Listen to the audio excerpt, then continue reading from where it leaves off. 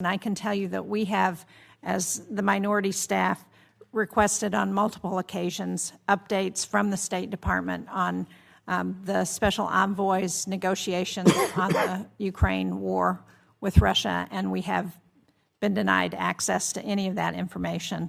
I would hope that, number one, that would be available, because I think everybody's interested in trying to support efforts to end this war in Ukraine. This should not be an adversarial position. And number two, I would also hope that, like Senator Curtis, that you would be willing to have someone from state come before the committee. We have not had a hearing on negotiations over the war in Ukraine since I've been on this committee since the president took office.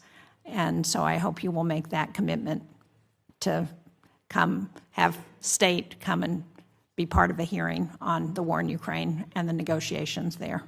Yeah, and we would love to do that, and I'll make sure that happens. And I will tell you, I can give you a brief update. I know it's late, but I don't mind. I mean, we can continue to talk about this a little bit because it's important. It's a very fluid situation, unfortunately. I mean, as you know, it's moving very quickly. My sense of it is that for the most part, I discussed the security guarantees piece, which was part of a meeting and efforts that took place in the early part of this year. I think the one remaining item remains the one you're all familiar with, and that is a territorial claim on Donetsk in particular. And I know there's active work going to try to see if both sides' views on that can't be reconciled. It's still a bridge we haven't crossed. It's still a gap. But at least we've been able to narrow down the issue set to one central one.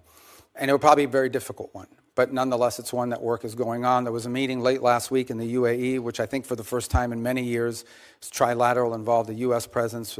Jared was there and Steve Witkoff were there, along with representatives of Russia and Ukraine. They were going to follow up talks again this week in that regard. Bilateral. There might be a U.S. presence, but it won't be Steve and Jared. And we continue to try to move that forward. I want to speak in frankness with you. Some of this stuff that's being talked about, it's easier for the parties engaged to find flexibility on some of these matters if they're not being deliberated in the public on a constant basis, because it creates political pressures internally on both sides. As you can imagine in Ukraine, you know, the notion that you would even consider a change in land and after all that's gone in the war it's difficult. And in the case of Russia, they've been telling their people for 2.5 years that they're winning this war overwhelmingly. So people are going to wonder, why are we giving up land if we're winning so strongly? So there's some dynamics there at play that are important.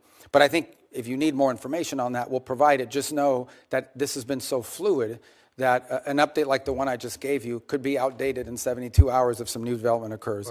But your point is taken, and we'll be responsive to that. I appreciate that. I think the other point of a hearing is it gives people a chance to ask questions that we're hearing, as you know, from our constituents, from other people, and try and get answers. And I appreciate that it's a changing dynamic and that that's always going to be the case, and that there are issues on both in Ukraine and in Russia with respect to what comes out in public. But given the amount of money that the United States has put into supporting this effort, given the support among the American people, and given the support in Congress, it seems to me that we owe people the ability to have a public hearing and to ask questions. Thank you. Thank you. I appreciate that. Secretary Rubio, I don't answer this question if you don't feel it's appropriate, but did I understand you to say that the portion of the discussions regarding settlement in Ukraine, regarding security for Ukraine, are essentially agreed to by both sides? Because that's news to me, and it's a big news item if that's a fact. Well, I think you could argue they're agreed to from our side of the equation. There's obviously a Russian dynamic at play here, and of course, any security guarantees would come into play after the conflict were to end. Of course.